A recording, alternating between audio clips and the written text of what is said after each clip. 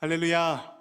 오늘 은혜가 은혜 될 때, 은혜가 은혜 될 때라는 제목으로 하나님 말씀 증거하겠습니다. 여러분, 이 삶을 살아가시면서 내가 기도로 구한 적도 없고 다른 사람에게 구한 적도 없는데 받았던 그런 일들 경험해 보신 적 있으십니까?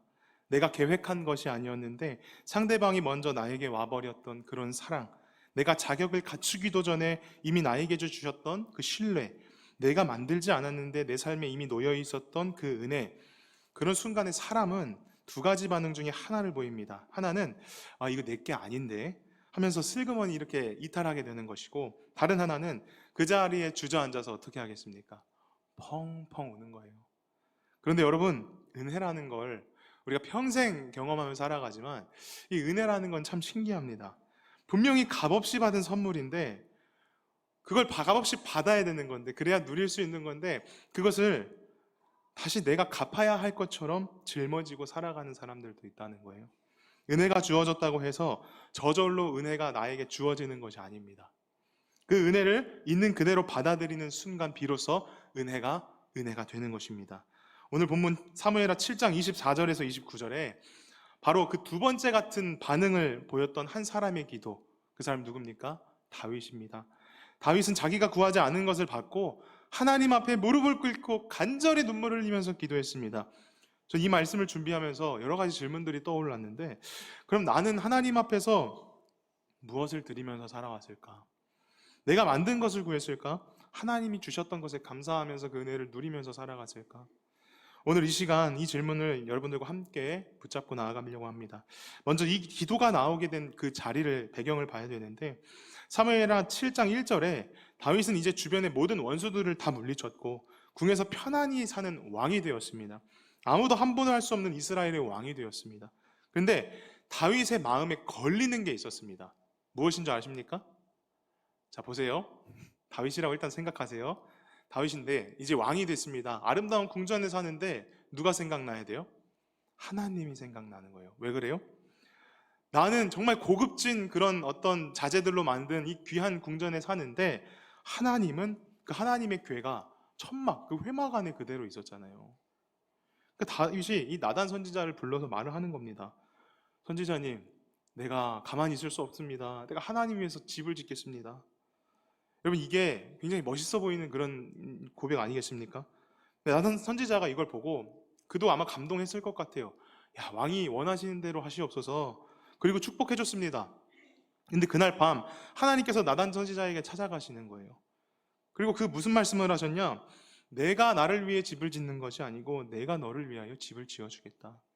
여러분, 이게 이 반전을 놓치고 가면 이 본문을 절대 이해할 수 없습니다. 다윗은 하나님께 자기가 살고 있는 성전보다 더, 궁전보다 더 멋있는 그 성전을 지어드리려고 했어요. 그런데 하나님께서 그 계획을 거절하시는 거예요. 그리고 그 대신 다윗에게 다윗의 집, 곧 다윗의 왕조를 영원히 견고하게 하시겠다 약속하시고, 다윗의 아들이 성전을 지을 것이고 그의 나라와 왕위가 영원히 견고하리라, 이렇게 말씀하셨습니다. 이게 그 유명한 다윗 언약이에요. 인간이 하나님께 무엇을 지어드리려고 하는 그 멋있는 계획이 있는데 정작 집을 지으신 분이 누구시라는 거예요? 여러분, 이게 우리 신앙생활의 비밀 아니겠습니까? 다윗의 집을 하나님께서 지어주셨어요. 그리고 오늘 보면 24절에서 29절은 바로 이 엄청난 말씀을 들은 다윗의 반응입니다. 다윗이 이 소식을 듣고, 선지자에게 그 소식을 듣고 나서 들어가서 하나님 앞에서 울면서 기도합니다. 그 기도의 결론이 오늘 우리가 읽은 본문이에요. 첫 번째, 은혜는 언제나 정체성에서 시작됩니다. 어디서 시작된다고요? 여러분, 이 정체성이 얼마나 중요한지를 아셔야 됩니다. 사실 이 세상을 살아갈 때도 여러분 정체성 싸움이에요. 24절에 주께서 주의 백성 이스라엘을 세우사 영원히 주의 백성으로 삼으셨사오니 여호와여 주께서 그들의 하나님이 되셨나이다. 다윗이 기도를 시작하는 이 지점을 봐야 되는데, 다윗은 지금 자기 왕조에 대한 하나님께서 주신 약속을 받았습니다. 그런데 그 기도를 시작할 때 뭐라고 해요? 하나님, 나에게 이렇게 위대한, 정말 대단한 약속을 주시니 감사합니다, 이렇게 얘기하고 시작하는 게 아니고 주께서 주의 백성 이스라엘을 세우사, 다윗은 자기가 받은 그 특별한 약속을 이미 하나님께서 오래전부터 이 백성 전체에게 해오신 일과 그 동일선사에서 그 연장선상 위에 올려놓습니다. 다윗이 자기가 왕이 된 것도, 자기 집이 견고해질 것이라는 이 놀라운 약속도 결국 누가 하신다라는 걸 고백하는 거예요? 하나님이 하셨습니다. 여러분, 이 고백이 저는 정말 멋있는 것 같아요. 그래서 하나님 나라 가기 전에 저는 이렇게 고백하고 가고 싶습니다. 지금까지 모두 하나님이 하셨습니다. 내가 한 것만 바라보면 하나님이 하신 게 보여요, 안 보여요? 절대 보일 수 없는 거예요. 여러분, 하나님이 하셨다라는 그 사실 안에서만 의미가 있는 겁니다. 이 순서를 보면 이스라엘이 먼저 대단해가지고 그들이 하나님의 자녀가 된 것이 아니고, 하나님이 먼저 그들을 세워주시고 그 결과 그들이 하나님의 백성, 즉 자녀가 되었던 것입니다. 정체성이 성취보다 먼저 있어야 돼요. 이 순서가 바뀌어지면 큰일 나는 겁니다. 여러분, 오늘 우리가 신앙생활에서 가장 많이 뒤바뀌어 있는 순서가 이겁니다. 우리가 흔히 생각하면서 생활할 때 내가 신앙생활을 해서 잘해서 내가 열심히 봉사하고 헌금하고 기도하고 그 결과로 내가 하나님의 자녀라는 어떤 정체성의 확신을 내가 얻을 수 있겠지? 그러나 왜 성경은 그렇게 말하지 않아요. 그렇게 한다고 내가 정체성을 얻는다는 것이 아니에요. 하나님이 먼저 우리를 선택하셨고 우리를 자녀로 세우셨고 그 세우심에 대한 반응으로 우리가 하나님의 자녀로 여러분 살아갈 수가 있는 것입니다. 에베소서 1장 5절의 말씀처럼 하나님이 그 기쁘신 뜻대로 우리를 하나님의 자녀로 삼으셨어요. 우리의 행위가 자녀됨을 만들어낸 것이 아니고, 우리가 잘나서 하나님의 자녀가 된 것이 아니고, 하나님의 자녀됨이 우리의 삶을 진짜 하나님의 자녀로 만들어간다는 거예요.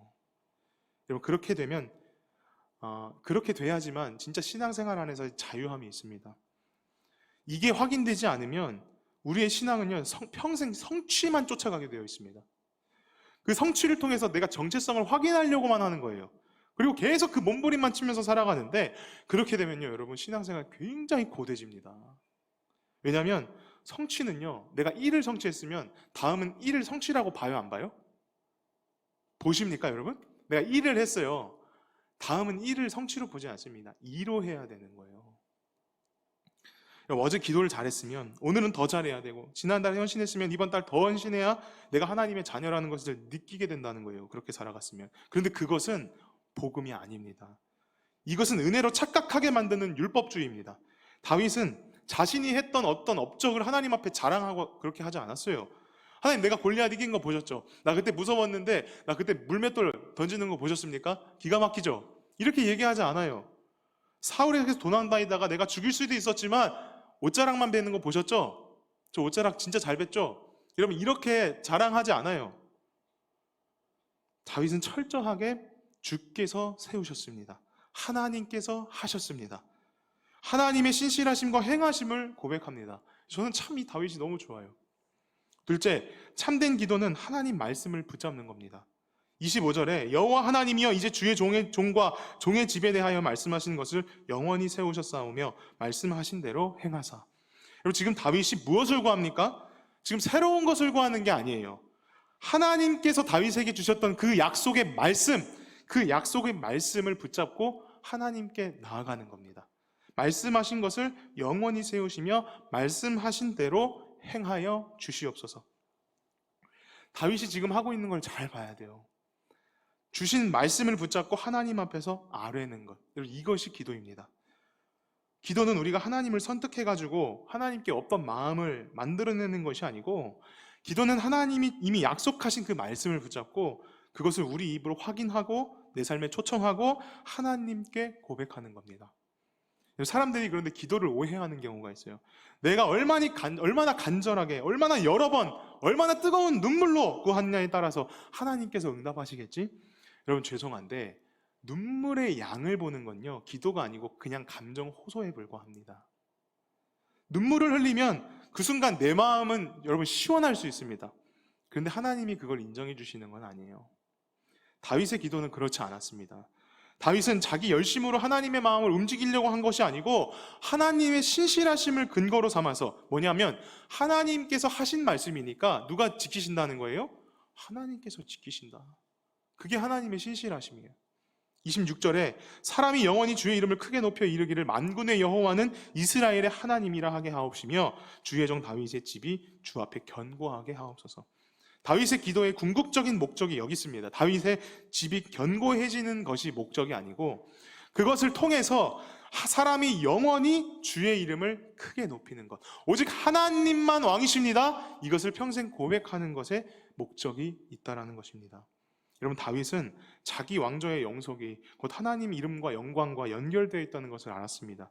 그러므로 다윗의 기도는 내중심적인 어떤 자기중심적인 기도가 아니었고 하나님의 영광을 향해 나아가는 기도가 됐던 거예요.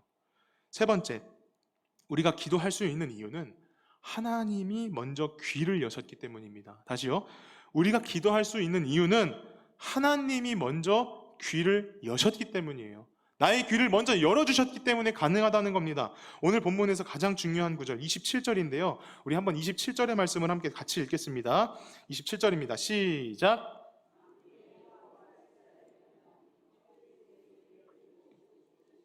내가 너를 위하여 집을 세우리라 하셨으므로 주의 종이 네 기도로 주께 간구할 마음이 생겼나이다. 아멘. 여러분, 이 구절을 천천히 보면 지금 자기가 어떻게 기도를 하게 됐는지 그 이유에 대해서 얘기를 합니다.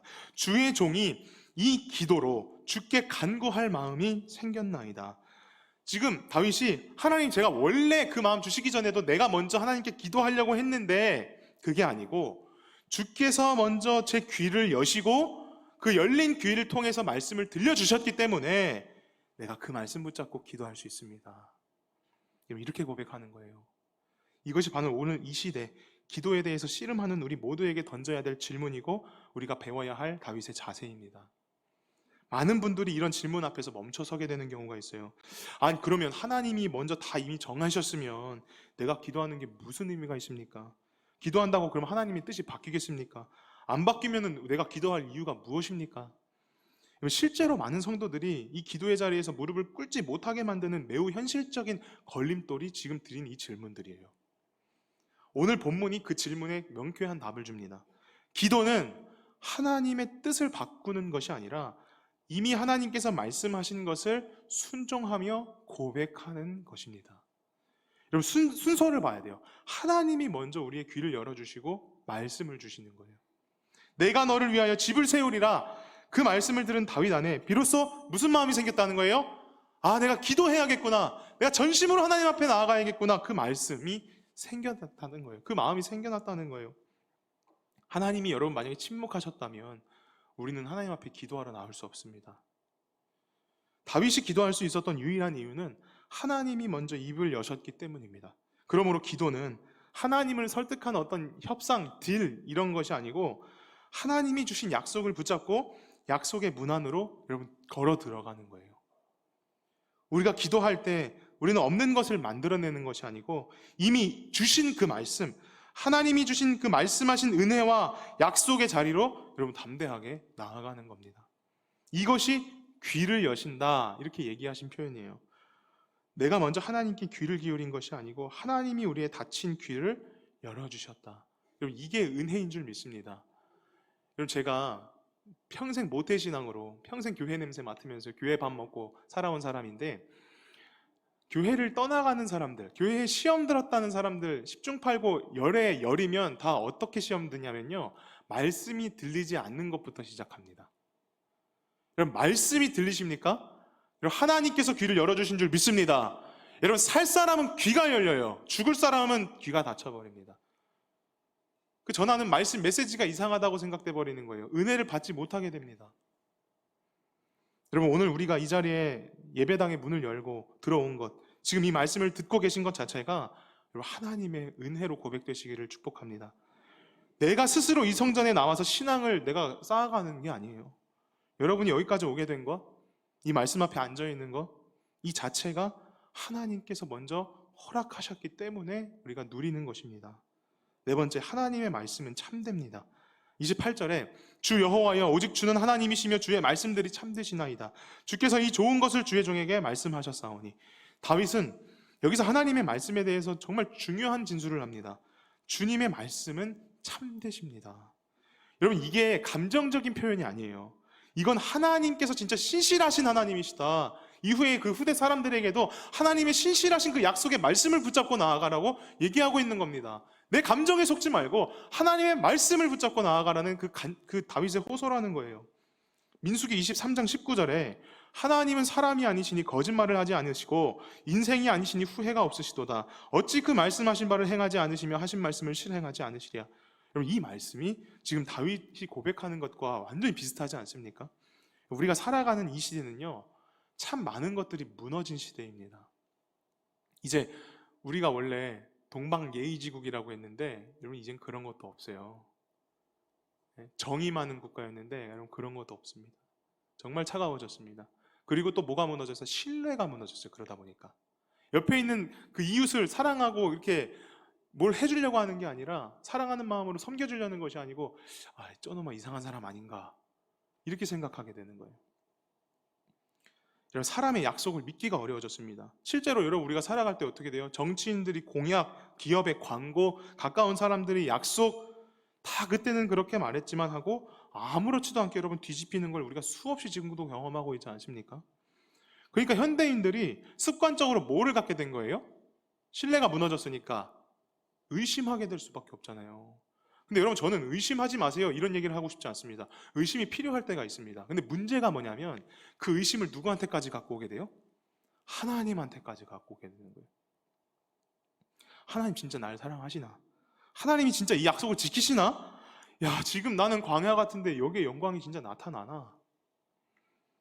여기서 여러분, 우리가 붙들어야 될 말씀은, 하나님에 대한 신뢰는 내 상황이 좋아 보이기 때문에 생기는 게 아니고 하나님이 누구신가에 근거한다는 겁니다. 여러분, 금요일날 제가 설교를 했는데 제목이 뭐였냐면요, 광야가 없어지지 않았는데 영광이 나타났다, 이거예요. 여러분, 우리가 걸어가고 있는 이 인생이요, 광야 같습니다. 근데 하나님은 그 광야를 오아시스로 바꿔주시는 것이 아니고 광야에 있어요. 광야에 살아가고 그곳에서 걸어갑니다. 그런데 그곳에 하나님의 영광을 나타내시는 줄로 믿습니다. 이게 하나님의 방법이에요. 근데 우리는 광야를 없애달라고 얘기한다니까요. 여러분, 다윗이 주의 말씀들이 참되시니다라고 고백할 수 있던 건 내 상황과 환경과 처지가 완벽했기 때문이 아니에요. 다윗은 여전히 전쟁 중이었던 나라였고 완성되지 않은 왕조였고 불확실한 미래 가운데 개척자로 살아가고 있었습니다. 그런데도 다윗이 이렇게 고백할 수 있던 건 하나님의 말씀을 통해 다윗이 이미 하나님께서는 약속을 지키시는 분이시구나, 약속을 변개치 않으시고 신실하신 하나님이시라는 것을요, 그 삶 가운데에 여러분 경험했기 때문이에요. 그래서 여러분, 반드시 그 경험이 저와 여러분들의 경험이 되기를 축복합니다. 머리로만 아는 신앙은 절대 오래 할 수 없습니다. 내가 그걸 경험해 봐야 돼요. 여러분, 사람은 사정에 따라서요, 말을 바꿔요, 안 바꿔요? 우리는 안 바꿔요. 그렇죠? 여러분들은 안 바꾸지만 사람들은, 저기 옆에 동네 사람들은 바꾼대요. 다윗은 여러분, 하나님께서 약속을 변개치 않으시고 신실하시게 그 약속을 성실하게 지켜나가신다라는 분이신 것을 확신했습니다. 고린도후서 1장 20절에 신약에서 이 진리를 이렇게 확증합니다. 하나님의 약속은 얼마든지 그리스도 안에서 예가 되나니 그런즉 그로 말미암아 우리가 아멘하여 하나님께 영광을 돌리게 되느니라. 하나님의 모든 약속은 예수 그리스도 안에서 예스가 되는 겁니다. 여러분의 믿음이 흔들리는 이유는 하나님을 의심해서가 아니고 지금 내 상황과 환경과 처지 때문에 의심하게 되는 거예요.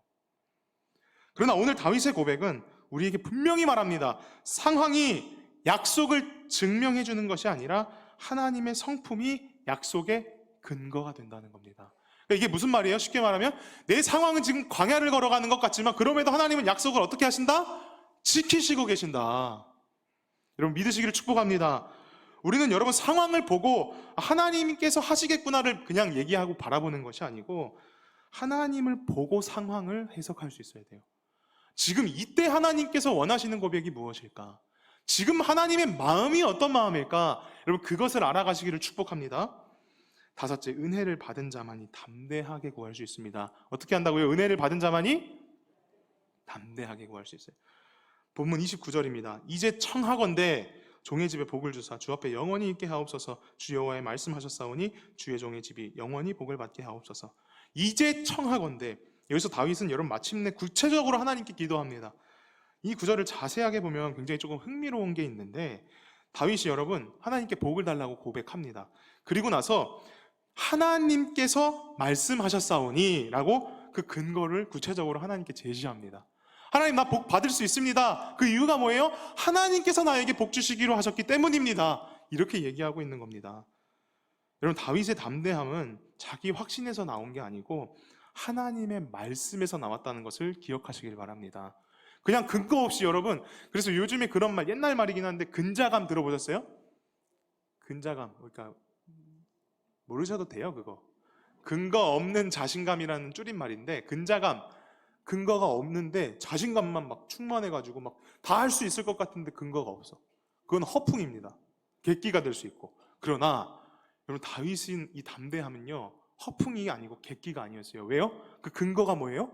하나님의 말씀. 여러분, 우리도 이 삶을 살아야 될 줄로 믿습니다. 이것이 은혜가 은혜인 줄 아는 사람의 기도의 특징이에요. 은혜를 모르는 사람은요, 극단적으로 가버립니다. 하나는 구하지도 못해요. 아유, 나 같은 이 폐기물 같은 사람이 무슨 뭐 하나님께 나아가서 구하겠나, 위축돼 버립니다. 다른 하나는 뻔뻔하게, 너무 뻔뻔하게 구는 거예요. 마치 하나님께 맡겨놓은 것처럼 청구서 내밀면서 자, 주십시오. 여러분, 그렇게 하는데 다윗은요, 그 두 가지 모습들 다 아니었습니다. 다윗은 청하건대 하나님께 겸손하게 나가면서 동시에 겸손한데 뭘 가지고 나와요? 하나님 말씀.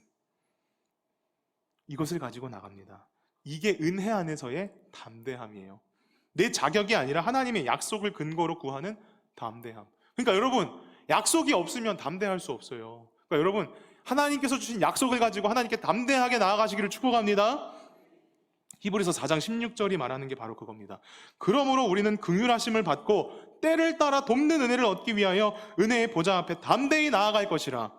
우리가 담대히 나아갈 수 있는 것은 우리가 잘나서가 아니고요, 우리가 하나님의 자녀이기 때문이에요. 여러분, 자녀를 다 길러보셨잖아요. 다 부모 되셔보셨잖아요.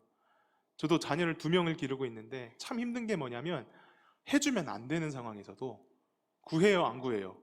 자녀가 구할 정도가 아니고 간절히 구하잖아요. 그거 안 해줘야 되는데 부모의 마음이 어때요, 여러분? 해주게 된다니까요. 여러분, 그렇게 간절하게 하나님께 나아가시기를 바랍니다. 어떤 부모가 간절하게 구하고 막 울고 하는데 그 자녀한테 이런 못돼 먹은 놈, 여러분, 그렇게 하지 않습니다. 진짜 부모는요, 불쌍히 여기고 더 사랑해주고 더 잘되게 해주고, 여러분, 안아주고 사랑해주는 거 아니겠습니까? 우리 하나님도 여러분을 그렇게 기다리고 계세요. 너무 하나님 앞에서 체면치레하지 마시고 자녀됨의 권세를 누리며 약속의 말씀을 가지고 담대하게 나아가시기를 축복합니다. 얼마나 하나님이 기뻐하시고 예뻐하시겠습니까? 야, 너 진짜 너 이제 왔냐? 잘 좀 나와라. 더 자주 나를 찾아와라. 여러분, 제가 참 이게 말씀이 없는 건데, 부모가 돼서 하나님을 알아가는 기쁨이 있습니다. 자녀가 부모를 계속 찾잖아요. 계속 기쁠까요? 힘들기도 해요. 저만 그래요 또? 아니, 어느 정도는 자기가 놀고 알아서 놀고 해야 되잖아요. 근데 계속 찾으면 사람은 힘들다고요. 근데 나 이 말씀 주면 너무 은혜가 되는 게, 우리 하나님은 내가 껌딱지처럼 계속 찾아도 어떻게 해요? 너무 잘 왔다, 내가 널 사랑한다. 이게 여러분 하나님의 마음인 줄 믿습니다. 오늘 말씀을 한마디로 정리하면 하나님의 신실하심, 하나님이 말씀하신 것을 반드시 이루신다. 여러분, 그 성품이 오늘 다윗의 기도의 고백입니다. 이 본문을 준비하면서 한 목사님의 이야기가 떠올랐어요. 이 찬송, 저는 찬송가를 굉장히 좋아하는데, 그러니까 찬송가 책도 읽어가지고 그 예화들을 다 이렇게 읽었었는데, 어떤 찬송가를 썼던 그 토마스 치진 목사님이라는 분이 계셨습니다. 이분이 미국의 감리교 목사님이셨는데, 여러분, 이분이 삶이 막 대단한 어떤 임팩트 있고 막 대단한 이벤트가 있고 그런 삶은 아니셨어요. 목회하시다가 건강의 문제로 사역을 내려놓으시고 보험회사에서 일하면서 평범한 하루하루를 살아갔습니다. 화려한 무대도 아니고 세상을 놀라게 할 만한 어떤 극적인 간증도 없었어요. 조용하게 하나님을 예배하면서 하루하루를 살아갔던 목사님이셨습니다. 근데 1923년에 이 목사님이 자신의 삶을 하루하루 이렇게 되짚어 본 거예요. 거기서 깨닫게 된 게 뭐냐? 내 인생에는 특별한 어떤 이벤트와 이슈는 없었지만 이 평범한 하루하루에 하나님의 신실하심이 끊이지 않았구나. 큰 기적은 없었지만 아침마다 필요한 것이 채워져 있고 위기의 순간마다 붙드시는 손길을 내가 경험했구나. 여러분, 그 깨닫고 그 마음을 시로 적어갔습니다. 그 시의 근거가 된 말씀이 예레미야 애가 3장 22절, 23절이에요. 여호와의 인자와 긍휼이 무궁하심으로 우리가 진멸되지 아니함이니이다. 이것들이 아침마다 새로우니 주의 성실하심이 크시도소이다. 여러분, 이 목사님은 이 시를 윌리엄 러니언이라는 음악가에게 보냈습니다. 이 러니언도 무디 성경학과 관련되어서 사역했던 사람이었어요. 그리고 이 가사를 받고 읽고 곡을 붙였습니다. 그렇게 탄생한 찬송가가 우리가 정말 많이 사랑하고 부르는 오 신실하신 주라는 찬양이에요. 이제 앞으로 이 찬양 부르실 때 이 이야기가 떠올릴 거예요. 그 가사가 어떻게 됩니까? 오 신실하신 주 내 아버지여 늘 함께 계시니 두려움 없네. 그 사랑 변찮고 날 지키시며 어제나 오늘이 한결같네. 오 신실하신 주, 오 신실하신 주, 날마다 자비를 베푸시며 일용한 모든 것 내려주시니 오 신실하신 주, 나의 구주. 여러분, 이 고백이 저와 여러분 사랑하는 우리 자녀들의 고백이 되기를 간절히 소망합니다. 이 이야기를 통해서 전달하고 싶은 내용은, 여러분, 이 찬송이 극적인 위기나 어떤 눈물겨운 반전이 있다는 게 아니고, 이 목사님은 남들이 부러워할 만한 어떤 성공과 극적인 간증도 없는 삶을 살았어요. 그런데 바로 그 평범하고 조용한 삶을 살 수 있었던 이유가 하나님이 단 하루도, 단 한 번도 나를 떠나지 않으셨다라는 것을 깨달았기 되었기 때문입니다. 그의 고백은 하나님이 나를 극적으로 구원해 주셨습니다가 아니고, 하나님은 매일 아침 변함없이 신실하신 하나님이십니다. 여러분, 이것이 오늘 다윗의 기도하고 너무 비슷해가지고 제가 말씀을 나눴습니다. 다윗도 지금 어떤 극적인 사건 앞에서 기도하는 게 아니에요. 다윗은 하나님이 말씀하신 대로 행하시는 분, 말씀이 참되신 하나님이시라는 그 성품 앞에 순종하며 나아가는 겁니다. 어떤 화려한 감정의 요동이 아니고 변함없는 신실하심 앞에서 그저 무릎을 꿇고 나아가는 거예요. 그것이 오늘 본문이 우리에게 보여주고 있는 은혜의 자리가 됩니다. 저와 여러분의 삶도 마찬가지 아니겠습니까? 우리가 하나님을 신뢰해야 되는 이유는 우리 삶에 어떤 극적인 이벤트와 사건이 있어서가 아니에요. 아무 일도 일어나지 않는 것처럼 보이는 이 하루도 하나님은 여러분 단 한 번도 여러분 삶 가운데 신실하지 않으셨던 적이 단 한 번도 없으십니다. 내가 알아차리지 못했을 뿐이에요. 내가 보지 못했을 뿐이에요.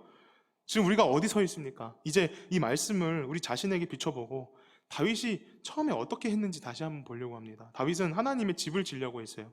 헌신하고 싶은 마음, 하나님께 드리고 싶은 마음이 있었습니다. 근데 하나님은 그 계획을 허락하지 않으세요. 대신 내가 너를 위하여 집을 세우리라고 말씀하셨습니다. 오늘 본문이 우리에게 주는 복음은, 하나님은 우리가 하나님께 집을 지어드리기를 기다리시는 분이 아니고 우리를 위해 미리 집을 지으신 하나님이시라는 겁니다. 우리가 무엇을 이뤄서 내가 하나님께 집 지어드려서 하나님 나에게 고마워하셔서 내 집 지어주시는 게 아니고, 내가 집을 지어드리려고 생각하지도 않고 있는데 하나님은 우리에게 최고의 집을 지어주셨어요. 내가 뭘 이루어서 하나님의 관계를 이끌어가는 것이 아니고 하나님이 먼저 우리를 자녀 삼으시고 그 자리에서 우리에게 반응하면서 우리가 하나님에게 반응하면서 살아가는 것입니다. 이것이 24절에 주께서 그들의 하나님이 되셨나이다, 이게 이 고백인 겁니다. 그리고 이 다윗의 집이, 약속이 결국에 다윗의 후손으로 오신 예수 그리스도 안에서 완성된 것을 우리가 알고 있습니다. 우리는 그 그리스도 안에서 우리가 지은 것이 아니라 예수님이 그 십자가에서 이루신 그 집, 그 나라 안으로 초대받은 사람들입니다. 예수 그리스도의 세계에 살아가는 사람들이에요. 여러분 가운데 지금 신앙생활이 유독 무겁고 지쳐 계신 분들도 있을 겁니다. 내가 더 하나님 앞에 잘해야 되는데, 똑같은 죄를 지면 안 되는데, 그런 생각이 짓눌러 계신 분 계십니까? 여러분, 그 마음의 뿌리를 이 말씀을 통해서 한번 점검해 보시기를 바랍니다. 하나님은 오늘 여러분에게도 똑같이 말씀하세요. 내가 나를 위해 집을 지을 필요가 없고 내가 이미 너를 위해서 집을 지었다. 근데 여러분, 우리가 여기서 멈추면 안 되고 더 나가야 돼요. 은혜의 복음을 들었으면 반드시 뭐가 따라와요? 회개가 따라와야 되는 겁니다. 왜냐하면 우리가 하나님이 이미 주신 것을 받지 않고 살아온 시간이 있기 때문이에요. 우리가 일주일을 살아가지만, 이 말씀을 듣고 은혜를 받지만 또 내가 하나님께 집을 지어드리려고 하는 그런 행동들이 나타나기 때문입니다. 생각해보면 다윗이 만약에 하나님의 음성을 듣고도 아니에요, 하나님 그래도 내가 하나님 멋있는 집 지어드릴게요, 좀 허락해주세요, 이렇게 고집 부렸으면 어떻게 됐겠습니까? 여러분, 겉으로는 헌신처럼 보이지만 실제로는 하나님이 주시겠다라는 것을 밀어내고 나를 높이게 되는 불신앙이 되는 겁니다. 여러분, 우리가 회개해야 될 것은 바로 이것입니다. 우리는 얼마나 자주 하나님이 이미 은혜로 주신 이 정체성과 자리를 받아들이지 않고 우리 스스로 무언가를 만들어내려고 몸부림쳐 왔습니까? 하나님은 나에게 너는 내 것이다 말씀하시는데, 아니요, 하나님 아직 나는 자격이 없습니다. 일주일 뒤에 오세요. 제가 그때까지 회개하겠습니다 하면서 스스로 정죄하고 막 애를 씁니다. 하나님이 내가 너를 위해 이미 다 이루었어 말씀하시는데 우리가 여전히 아니요, 일주일 뒤에 오세요. 내가 더 하나님 앞에서 회개해야 더 인정받을 수 있습니다 하면서 내 힘으로 자꾸 무언가를 쌓아 올리려고 하고 있지는 않습니까? 여러분, 이게 단순한 실수가 아니고요, 하나님 앞에서는 이게 교만으로 나타나게 됩니다. 왜냐하면 하나님의 말씀보다 내 자신의 노력이 더 높이 올라가게 되는 거예요. 노력을 신뢰하게 되는 거예요. 은혜가 들어가지 못하는 것, 하나님이 이미 이루신 것을 자꾸 내 손으로 다시 만들려고 하는 것, 그 밑바닥엔 언제나 하나님 말씀에 대한 불신이 따라오는 겁니다. 주의 말씀은 참되시니이다.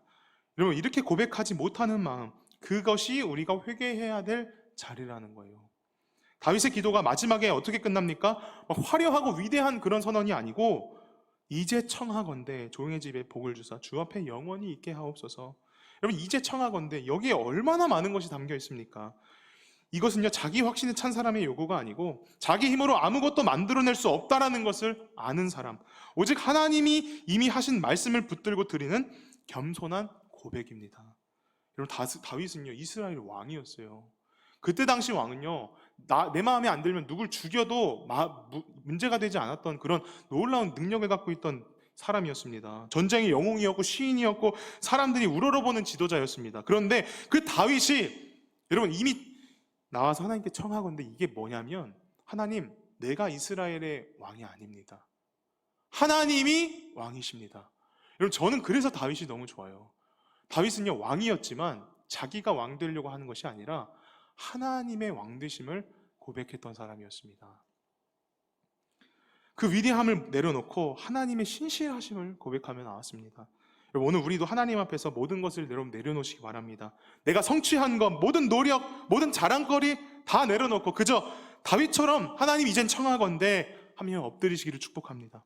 사무엘하 7장 이 기도는 다윗 한 사람의 기도로 끝나지 않습니다. 참 우리 하나님이 너무 좋으신 분이라는 건 뭐냐면, 다윗 혼자 그렇게 끝나고 마무리되는 것이 아니고 이 다윗에 대한 집의 약속이 수백 년의 시간을 지나 마리아에게 임한 천사의 말로 임하게 됐습니다. 주 하나님께서 그 조상 다윗의 왕위를 그에게 주시리니 영원히 야곱의 집을 왕으로 다스리실 것이며 그 나라가 무궁하리라. 여러분, 다윗이 오늘 붙들었던 그 약속은 결국 예수 그리스도 안에서 완전히 성취된 줄로 믿습니다. 여러분, 우리는 그 성취 안에 살아가고 있는 사람들이에요. 얼마나 감사합니까? 그러므로 여러분, 오늘 다윗이 했던 그 기도를 여러분의 기도로 삼으시기를 바랍니다. 우리가 만든 것이 아니라 하나님이 세우신 것 위에서, 우리가 지어드릴 것이 아니라 하나님이 이미 지으신 그 집안에서 겸손하지만 담대하게 오늘 주신 말씀처럼 주께서 말씀하셨사오니 이제 청하건대 이루어 주시옵소서 고백하는 그 다윗의 위대한 고백이 저와 여러분, 그리고 여러분들의 자녀들의 고백이 되기를 주님의 이름으로 간절히 축복합니다.